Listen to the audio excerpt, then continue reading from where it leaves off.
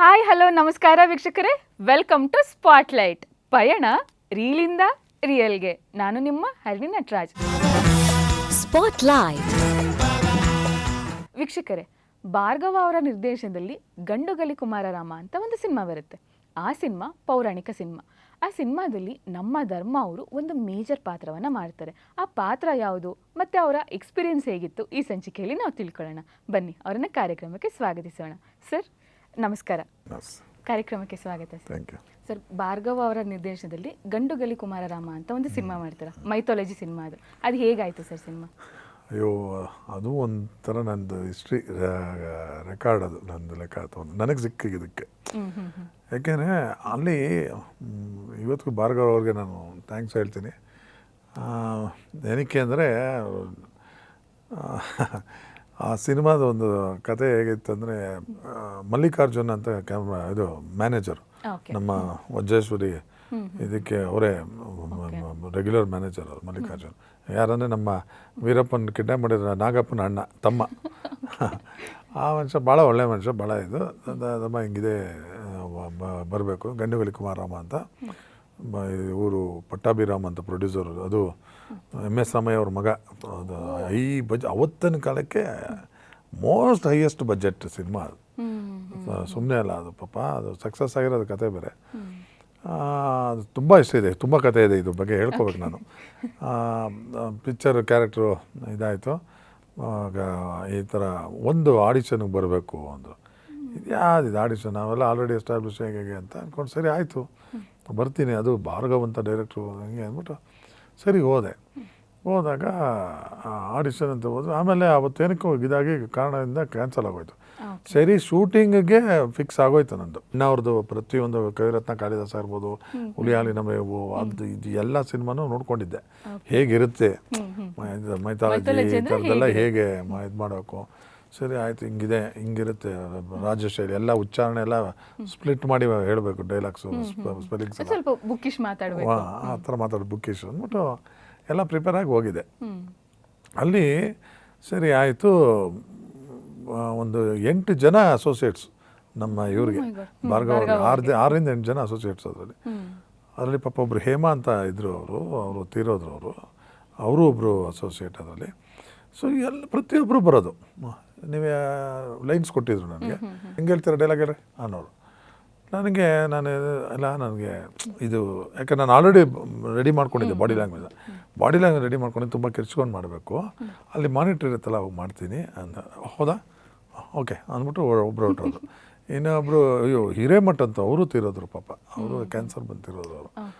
ಅವರು ಅದಕ್ಕೆ ಅಸೋಸಿಯೇಟ್ ಕೋ-ಡೈರೆಕ್ಟ್ರು ಅವರು ಡೈಲಾಗ್ ಎಲ್ಲ ತಂದು ಕೊಡೋರು. ಅವ್ರು ಹೆಂಗೆ ಮಾಡ್ತೀರಾ, ನಾನು ಅದು ಎಲ್ಲರೂ ಆಮೇಲೆ ಬೇಜಾರು ಮಾಡ್ಕೋತಾರೆ ಅಂತ ಒಂದ್ಸಲ ಮೆತ್ತಿಗೆ ಮಾಡಿ ಹೇಳಿದೆ. ಓಕೆ ಡೈಲಾಗ್ ರೆಡಿ ಇದ್ದೀರಲ್ವಾ, ಅಲ್ಲಿ ಇದು ಮಾಡ್ಕೊಳ್ಳಿ ಅಂತ. ಪಾಪ ಅವರೊಬ್ಬರು ಚೆನ್ನಾಗಿ ಇದು ಮಾಡಿದ್ರು. ಇನ್ನು ಮಿಕ್ದವ್ರಲ್ಲ ಏನು ರೀ ಜ್ವರಾಗ ಹೆಂಗೆ ಮಾಡ್ತೀರಾ, ಅಲ್ಲಿ ಹೆಂಗೆ ಮಾಡ್ತೀರಾ, ಹಿಂಗೆ ಮಾಡೋಕ್ಕೂ ಸರ್ ಇಲ್ಲಿ ಜಾಗ ಇಲ್ಲ ಅಂತ ಎಲ್ಲ ಹೇಳಿದೆ. ಅರ್ಥ ಆಗಲಿಲ್ಲ. ಅಷ್ಟೊತ್ತಿಗಾಗಲೇ ಭಾರ್ಗವ ಡೈರೆಕ್ಟ್ರಿಗೆ ಯಾರಿಗೂ ಬೇಜಾರಾಗೆ ಏನೋ ಅವ್ರು ನನ್ನ ಬಗ್ಗೆ ಏನೋ ಬೇಜಾರಲ್ಲಿ ಹೇಳ್ಬಿಟ್ಟಿದ್ದಾರೆ, ಹಂಗೆ ಹಿಂಗೆ ಅಂತ. ಅದು ನಂಗೆ ಗೊತ್ತಿಲ್ಲ, ಅದೇನು ಮ್ಯಾಟ್ರ್ ಏನೇನೂ ಗೊತ್ತಿಲ್ಲ ನನಗೆ. ಫೈನಲಿ ಸ್ಟಾರ್ಟ್ ಆಯಿತು, ಲೈಟ್ಸ್ ಆನ್ ಆಯಿತು. ಒಂದು ಮಾನಿಟ್ರ್ ತಮ್ಮ ಯಾರೋ ನಿನ್ನ ಧರ್ಮೇಂದ್ರ ಅಲ್ಲ, ಹಾಂ ಬಾಬಾ ಮಾಡಮ್ಮ ಅಂತ ಅಂದರು.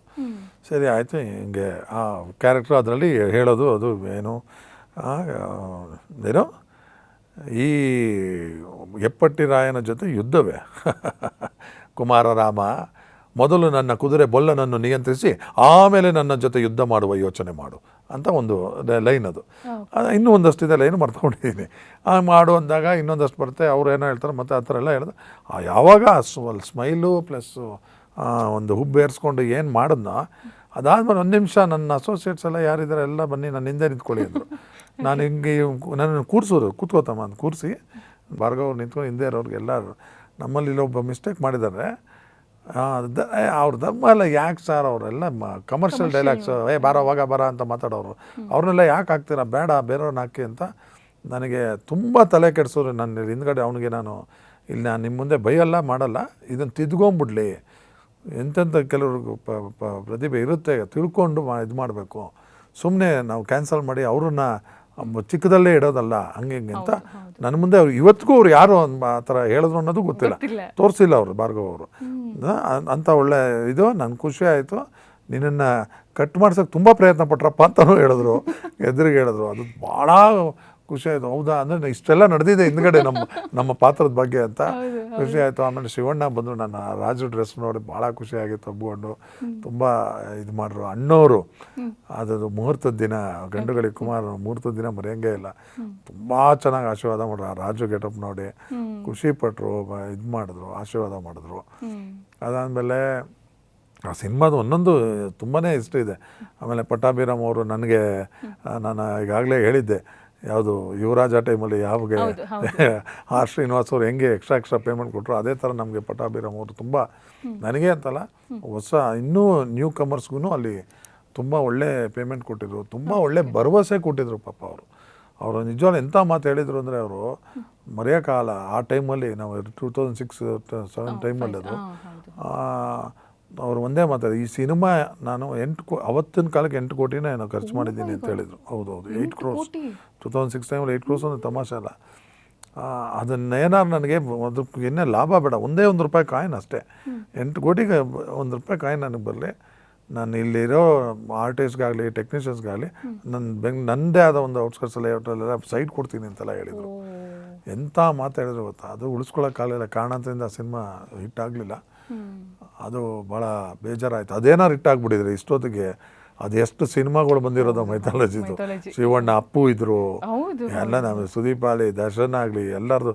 ಇನ್ನು ಅಂಥದ್ರಲ್ಲೂ ದರ್ಶನ್ದು ಬಂತು 2 ಸಿನಿಮಾ, ಹೆಂಗೋ ಬಂತು ಒಂದಷ್ಟು ಇದು. ಬಟ್ ಆ ಥರ ಏನಾರು ಅವತ್ತು ಸಕ್ಸಸ್ ಕೊಟ್ಬಿಟ್ಟಿದ್ರೆ ಸಿನಿಮಾ, ಒಂದು ಮಿನಿಮಮ್ ಒಂದು ಇಷ್ಟೊತ್ತಿಗೆ ಒಂದು 15-20 ಸಿನಿಮಾ ಅಂತ ಆಗಿರೋದು ಮೈಥಾಲಜಿ. ಎಲ್ರಿಗೂ ಒಳ್ಳೆ ಕೆಲಸ ಸಿಕ್ಕಿರೋದು, ಭಾಳ ಖುಷಿಯಾಗಿರೋದು. ಮತ್ತು ಮೈಥಾಲಜಿ ಸಿನಿಮಾಗಳು ಕಮರ್ಷಿಯಲ್ ಸಿನಿಮಾಗಿಂತ ಜಾಸ್ತಿ ನಂಬರ್ ಆಫ್ ಡೇಸ್ ಬೇಕು ಶೂಟ್ ಮಾಡೋದಕ್ಕೆ. 100%. ಈಗ ನಿಮಗೆ ಒಬ್ಬೊಬ್ರು ನಮ್ಮದೇ ಒಂದೊಂದು, ಅದು ಆ ರಾಜು ಡ್ರೆಸ್ಸು ಒಳ್ಳೆ ಗೋಣಿ ಚೀಲ ಇದ್ದಂಗೆ, ಅದು ಒಂದೊಂದು ಡ್ರೆಸ್ಸು ರಿಯಲ್ ಆಗೇನೆ ನಾವೇ ಅನ್ಕೋತೀವಿ. ಮಹಾರಾಜು ನಿಜವಾಗ್ಲೂ ಅವರೆಲ್ಲ ಆ ಥರ ತೂಕ ಇರೋ ಬಟ್ಟೆನೇ ಹಾಕ್ತಿದ್ರಾ, ಇಲ್ಲ ಸುಮ್ಮನೆ ಅವರು ತೆಲುಗು ಹಾಕ್ಕೊತಿದ್ರು ನಾವು ಇಲ್ಲಿ ಕಾಸ್ಟ್ಯೂಮರ್ ಮಾಡ್ದಂಗೆ ಅಂತ.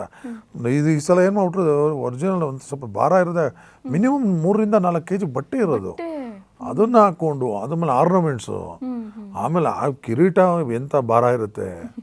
ಅಯ್ಯೋಯ್ಯೋ, ನಿಜವಾಗ್ಲೂ ಮೈಥಾಲಜಿ ಸಿನಿಮಾ ಮಾಡೋದು ನಮ್ಗೆ ಅದೆಲ್ಲ ಆ ಭಾರ ಹೊತ್ಕೊಂಡು ಕೆಲವು ಟೈಮ್ ಅಂತ ಹಿಂಗೆ ತಿರುಗಿದ್ರೆ ಕಿರೀಟನ ಹಿಂಗೆ ತಿರುಗಿಬಿಡುತ್ತೆ. ಆ ಥರ ಎಲ್ಲ ಕಾಮಿಡಿ ಆಗ್ಬಿಡುತ್ತೆ ನಮ್ಮದು ಸೀನು. ಅದನ್ನು ನಾವು ಹುಷಾರಾಗಿ ಆ ಫೋರ್ಸ್ನ ಕಂಟ್ರೋಲ್ ಮಾಡ್ಕೊಂಡೇ ಮಾಡಬೇಕು ಆ್ಯಕ್ಟ್. ಅದರಲ್ಲೂ ಅದು ಕಂಟ್ರೋಲ್ ಮಾಡ್ತಿದ್ದೀವಿ ಅಂತ ಗೊತ್ತಾಗಬಾರ್ದು. Mythology is not at all easy, totally different ಅದು. ಅದರಲ್ಲಿ ನಮ್ಮ ಎಲ್ರಿಗೂ ತುಂಬ ಖುಷಿ ಆಯಿತು. ಭಾರ್ಗವ್ ಅವರ ನಿರ್ದೇಶನದಲ್ಲಿ ವರ್ಕ್ ಮಾಡಿದ್ದು ಅದೊಂದು ಖುಷಿ. ಯಾಕಂದರೆ ಅಣ್ಣವರು, ವಿಷ್ಣು ಸರ್ದು ಇಂಥವ್ರದ್ದು ಡೈರೆಕ್ಷನ್ ಮಾಡಿದಂಥ ಡೈರೆಕ್ಟರ್ ಅವರು ನನಗೆ ತುಂಬಾ ಒಳ್ಳೆ ಅಪ್ರಿಷಿಯೇಟ್ ಮಾಡಿದ್ರು. ಒಂದು ಫೈಟ್ ಸೀನಲ್ಲಿ ಇದರಲ್ಲಿ ತುಂಬ ಚೆನ್ನಾಗಿ ಇದು ಮಾಡಿದರೆ. ಕರ್ನಾಟಕದ ಆಸ್ತಿ ಅಂತೆಲ್ಲ ಒಂದು ಸುಮ್ಮನೆ ಅವ್ರು ತಮಾಷೆಗಾರೋ ಇನ್ನೊಂದು ಎರಡರೋ ಗೊತ್ತಿಲ್ಲ, ಒಟ್ಟಿನಲ್ಲಿ ಅದೊಂದು ಆಶೀರ್ವಾದ ಮಾಡಿದ್ರು. ಅದು ತುಂಬ ಖುಷಿ ಆಯ್ತು ನನಗೆ. ಅಂದರೆ ಅಷ್ಟು ದೊಡ್ಡ ಡೈರೆಕ್ಟರ್ ಬಾಯಲ್ಲಿ ಅಂತ ಅನ್ನಿಸ್ಕೊಂಡ್ಬಿಟ್ವಿ ಅಂದರೆ ಇಲ್ಲ, ಒಳ್ಳೆ ನಟ ಅಂತ ಭಾಳ ಚೆನ್ನಾಗಿ ಅಪ್ರಿಷಿಯೇಟ್ ಮಾಡಿದ್ರು ಅವರು. ಅವರೆಲ್ಲ ಮಾಡಿದ್ದೇ ನಮಗೆ ಒಂಥರ ಧೈರ್ಯ ಯಾವ ಲೆವೆಲ್ಗೆ ಬಂದ್ಬಿಡ್ತು ಅಂದರೆ, ನಮ್ಗೆ ಏನೇ ಕೊಟ್ಟರು ನಾವು ಮಾಡೋಕ್ಕೆ ರೆಡಿ. ಬಟ್ ನಮ್ಗೆ ಅಂಥ ಪಾತ್ರಗಳು ಒಳ್ಳೊಳ್ಳೆ ಬ್ಯಾನರಲ್ಲಿ ಸಿಗಬೇಕಷ್ಟೇ. ಸಿಕ್ಕಿದ್ರೆ ನಾವು ಪ್ರೂವ್ ಮಾಡೋಕ್ಕೆ ರೆಡಿ. ಅಂದರೆ ಕ್ಯಾರೆಕ್ಟರ್ ಸಿಕ್ಕರೂ ಒಳ್ಳೆ ಬ್ಯಾನರಲ್ಲಿ ಸಿಕ್ಕಿದಾಗ ಜನಕ್ಕೆ ಗೊತ್ತಾಗುತ್ತೆ. ಖಂಡಿತ. ಇಲ್ಲ ಅಂತಂದರೆ ನಾವು ಮಾಡಿದ್ರೂ ಗೊತ್ತಾಗಲಿಲ್ಲ ಅಂತಂದರೆ ಅಯ್ಯೋ ಮಾಡಿದ್ವಿ ಅಷ್ಟೇ ಅನ್ನೋದೇ ಉಳ್ಕೊಂಡ್ಬಿಡುತ್ತೆ ಅಷ್ಟೇ.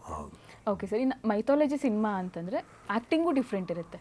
ನಾವು ಏನು ಕಮರ್ಷಿಯಲ್ ಸಿನಿಮಾದಲ್ಲಿ ಮಾಡ್ತೀವೋ ಅದು ಮಾಡೋಕ್ಕಾಗಲ್ಲ. ಅದಕ್ಕೋಸ್ಕರ ಏನಾದರೂ ನೀವು ಪ್ರಿಪೇರ್ ಮಾಡ್ಕೊಂಡಿದ್ರಾ? ಅಂದರೆ ಸಿನಿಮಾ ನೋಡೋದನ್ನ ಬಿಟ್ಟು ಬೇರೆ ಏನಾದರೂ ಪ್ರಿಪೇರ್ ಮಾಡ್ಕೊಂಡಿದ್ರಾ? ಇನ್ನೋರ್ನೇ ನೋಡೇ ನಾವು ರಾಜು ಹೆಂಗಿರ್ತಾರೆ, ದೇವ್ರು ಹೆಂಗಿರ್ತಾರೆ ನೋಡಿದ್ದು. ಹೌದು. ಸೊ ಅವ್ರದ್ದೇನೆ ನೋಡಿಕೊಂಡೆ ನಾವು ಯಾವಾಗ. ಆಮೇಲೆ ಇದಕ್ಕೆ ಹಾರ್ಸ್ ರೈಡಿಂಗ್ ಬೇರೆ ಕಲಿಬೇಕಿತ್ತು. ಅಲ್ಲಿ ನೋಡಿದ್ರೆ ಅಲ್ಲೂ ಒಂದು ಕಾಮಿಡಿ. ನನಗೆ ಸಪೋಟಾ ಗಾರ್ಡನ್ ಅಂತಿದೆ ಜೈಮಾಲ್ ಪ್ಯಾಲೇಸ್ ಎದುರುಗಡೆ, ಅಲ್ಲೇ ಹಾರ್ಸ್ ರೈಡಿಂಗ್ ಎಲ್ಲ ಇದು ಮಾಡೋದು. ಆವಾಗಲೇ ನಾನು 100 kg ಇದ್ದೆ. 100 kg ಏನೋ ಗೊತ್ತಾಗ್ತಾ ಇರಲಿಲ್ಲ. 100 kg ಇದೆ. ಆ ಕುದುರೆಗೆ ಎಬವ್ 75 ಅಲ್ಲ, actually real horse riders 45 kg ಮೇಲೆ ಇರಲ್ಲ. 44, 43, 45 ಅಷ್ಟೇ ಇರೋದು ಅವರು ಇದು ಕುದುರೆ ಸವಾರಿ ಮಾಡೋರು. ಇನ್ನು ಈ ರೀತಿ ಕಲಿಯೋದಕ್ಕೆ ಏನು ಮಾಡೋದಕ್ಕೆ ಒಂದು 65-70 kg 75 ಅಂದರೆ ಕುದುರೆ ತಡೆಯುತ್ತೆ. ಟ್ರಾಟ್ ಅಂತ ಹೇಳ್ತಾರೆ. ಆಮೇಲೆ ಇದೆಲ್ಲ ಮಾಡೋದು ಅದು ಅದಿರುತ್ತೆ. ನಾನು ಅವಲೇ 100 kg. ಅವನು ನೋಡಿದೆ ನನ್ನ, ಎಷ್ಟು kg ಇದ್ದೀರಾ ಅಂತ. ಹೆಂಗೆ ಹೇಳೋದು ಸರಿ ಫಸ್ಟು ತಿಳ್ಕೊಂಬಿಟ್ಟಿದೆ ಆಲ್ರೆಡಿ ಎಲ್ಲ. ಅದು ಅಯ್ಯೋ 84 ಆಗ್ಬಿಟ್ಟಿದ್ದೀನಿ. 84 ಸರ್ ಹಂಗಾಯ್ತು ಅಂತ ಸ್ವಲ್ಪ ದುಡ್ಡು ಕೊಟ್ಟಿದ ತಕ್ಷಣ ಅವರು ಅಡ್ಜಸ್ಟ್ ಮಾಡಿಬಿಟ್ರು.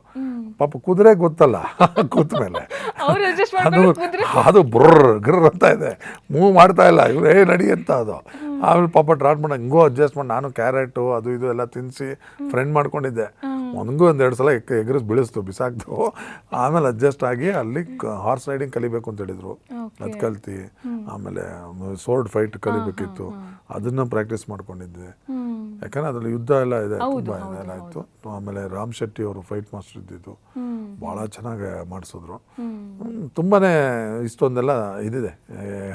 ಅಲ್ಲ ಸರ್, ಅಂದ್ರೆ ಮೈಥಾಲಜಿ ಕತೆಗಳೇ ಬೇರೆ ಇರುತ್ತೆ ಶೂಟ್ ಟೈಮಲ್ಲಿ, ಕಮರ್ಷಿಯಲೇ ಬೇರೆ ಇರುತ್ತೆ, ಕಮರ್ಷಿಯಲ್ ತುಂಬಾ ಡಿಫ್ರೆನ್ಸ್ ಇರುತ್ತೆ. ಅಯ್ಯೋ ಹೌದು, ನೋಡಿ ಎಷ್ಟೆಷ್ಟು ಇರುತ್ತೆ ನೋಡಿ. ಕಮರ್ಷಿಯಲ್ ರಿಯಲ್ ಇವೆಂಟ್ಸ್ ಬೇರೆ, ನಾರ್ಮಲ್ ಫಿಕ್ಷನ್ ಬೇರೆ, ಆ್ಯಂಡ್ ಮೈಥಾಲಜಿ ಬೇರೆ, ಹಿಸ್ಟಾರಿಕ್ ಬೇರೆ, ಏನೇನೋ ಸಿಕ್ಕಾಪಟ್ಟೆ ಚೇಂಜಸ್ ಇದೆ. ಸೊ ಗಂಡುಗಲಿ ಕುಮಾರ್ ಆಮೇಲೆ 2006 ನಾನು ಆ್ಯಕ್ಚುಲಿ ಬ್ಯಾಂಗ್ಳೂರಲ್ಲಿ ಭವ್ಯ ಅವರು ಮತ್ತು ನಮ್ಮ ಸುಂದರ್ ರಾಜ್ ಅವರು ತಂಗಿಯ ಮನೆ ಅಂತ ಒಂದು ಸಿನಿಮಾ ಶೂಟಿಂಗ್ ಮಾಡ್ತಾಯಿದ್ವಿ ಬೆಂಗಳೂರಲ್ಲಿ.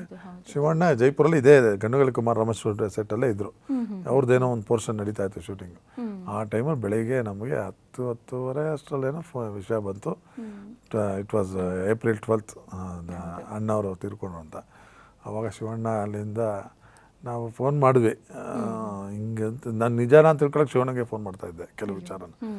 ಅವ್ರು ಹೌದಮ್ಮ ಅಂತಂದರು. ಅಷ್ಟರಲ್ಲಿ ಬರ್ತಾಯಿದ್ದೀನಿ, ನಾನು ಬರ್ತಿದ್ದೀನಿ ಅಂತ. ಹಂಗಾಗಿ ಅದೊಂದು ಬೇರೆ ಇನ್ಸಿಡೆಂಟ್ ಆಯಿತು.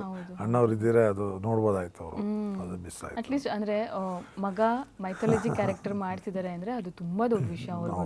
ಏನಕ್ಕಂದ್ರೆ ಅವ್ರ ಟೈಮಲ್ಲಿ ಜಾಸ್ತಿ ಬರ್ತಿದ್ದಿದೆ ಮೈಥಾಲಜಿ. ಅಂಥದ್ರಲ್ಲಿ ಆ ಟೈಮಲ್ಲಿ 2008 ತುಂಬ ಚೆನ್ನಾಗಿ ಮಾಡಿದ್ರು. ಆ್ಯಕ್ಚುಲಿ ಸಖತ್ತ ಮಾಡಿದ್ರು, ಭಾಳ ಚೆನ್ನಾಗಿತ್ತು. ಸೋರ್ಡ್ ಫೈಟ್ ಆಗಲಿ, ಅವರ ಡೈಲಾಗ್ ಡೆಲಿವರಿ ಆಗಲಿ, ಎಲ್ಲನೂ ತುಂಬ ಚೆನ್ನಾಗಿ ಬಂತದ್ದು. ಏನೋ ಬೈ ಮಿಸ್ಟೇಕ್ ಇದರಿಂದ ಹೋಯ್ತದು ಕತೆ. ಇದರಲ್ಲಿ ಏನೋ ಅದು ಏನಂದರೆ ಚಿಕ್ಕಮ್ಮನೆ ಪ್ರೀತಿ ಮಾಡೋದೇನೋ ಒಂದು ಸಬ್ಜೆಕ್ಟ್ ಇದೆ ಅದರಲ್ಲಿ. ಇದು ಜನ ತಗೊಳ್ಳಿಲ್ಲ ಅನಿಸುತ್ತೆ. ಅದು ಆ ಕಾರಣ ಅಷ್ಟೇ. ಬಿಟ್ಟರೆ ಓವರಾಲ್ ಸಿನಿಮಾ ಚೆನ್ನಾಗೇ ಮಾಡಿದರು ಅವರು. ಮೂವಿ ಚೆನ್ನಾಗಿ ಆಗ್ತಿದೆ ಏನಾದರೂ ಮಧ್ಯದಲ್ಲಿ ಏನೋ ಒಂದು ಬ್ಯಾಡ್ ನ್ಯೂಸ್ ಅಷ್ಟೇ. ನಾವು ಹೋದಾಗ ಇನ್ನೂ ಅವ್ರ ಮನೆ ಕೆಳಗಡೆನೆ ಶೆಡ್ಡಲ್ಲೇ ಅವ್ರದ್ದು ಕಣ್ಣೆಲ್ಲ ತೆಗಿತಾ ಇದ್ರು ಇನ್ನು. ಯಾಕಂದರೆ ಅಣ್ಣವರು ಎಲ್ಲ ದಾನ ಮಾಡ್ತಿದ್ರಲ್ಲ, ಅದು ಶೆಡ್ಡಲ್ಲೇ ಇದು ಮಾಡಿದ್ದು. ಅದು ನೋಡೇ ಅಷ್ಟೊತ್ತಿಗೆ ಆಗಲೇ ಕಾಂಪೌಂಡೆಲ್ಲ ಮುರ್ಕೊಂಡೆಲ್ಲ ಜನ ಹುಚ್ಚು ಥರ ಗೊತ್ತಲ್ಲ ಅವರು ಅಭಿಮಾನ.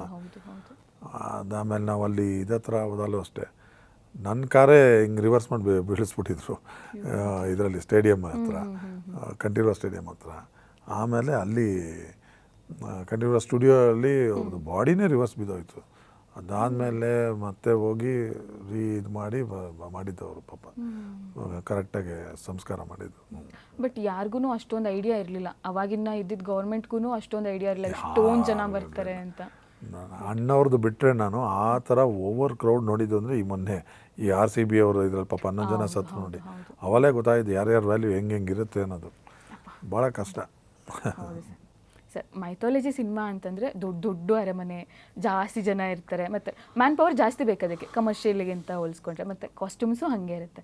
ಯೂಶ್ವಲಿ ಹೆಂಗೆ ಮಾಡ್ತಾರೆ, ಗ್ರೀನ್ ಮ್ಯಾಟಲ್ಲಿ ಅದೆಲ್ಲ ಮಾಡ್ತಾರೆ. ಬಟ್ ಪರ್ಟಿಕ್ಯುಲರ್ ಆಗಿ ಜೈಪುರ್ಗೆ ಹೋಗಿ ಏನಕ್ಕೆ ಸರ್ ಶೂಟ್ ಮಾಡಿದ್ದು? ಅಂದರೆ ಇಲ್ಲೂ ಮೈಸೂರಲ್ಲೂ ಅರಮನೆ ಎಲ್ಲ ಇತ್ತು. ಅವಾಗ ಯಾವುದು ಗ್ರೀನ್ ಮ್ಯಾಟ್ ಮಾಡಲಿಲ್ಲ, ಎಲ್ಲ ಸೆಟ್ ಹಾಕೋರು. ಓಕೆ ಓಕೆ ತುಂಬಾ ಅದಕ್ಕೆ ಖರ್ಚು ಅಷ್ಟಾಗಿದ್ದು. 8 ಕೋಟಿ. ಹೌದು. ಈಗ ನೀವು ಹೇಳ್ದಂಗೆ 30 ಕೋಟಿ ವ್ಯಾಲ್ಯೂನ ಬೇಕಾದ್ರೆ 3 ಕೋಟಿಲಿ ತೋರಿಸ್ಬೋದು. ಒಂದು ಗ್ರೀನ್ ಮ್ಯಾಟ್ ಇಡೀ ಒಂದು ಫ್ಲೋರ್ಗೆ ಗ್ರೀನ್ ಮ್ಯಾಟ್ ಹಾಕಿದ್ರೆ ಏನು ಬೇಕಾದ್ರೆ ಮಾಡ್ಬೋದು.